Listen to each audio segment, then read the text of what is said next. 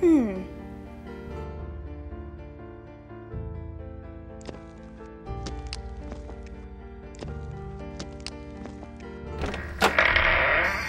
that?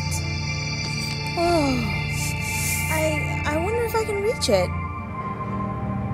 Almost there. Whoa! And the search is still on for a missing area boy.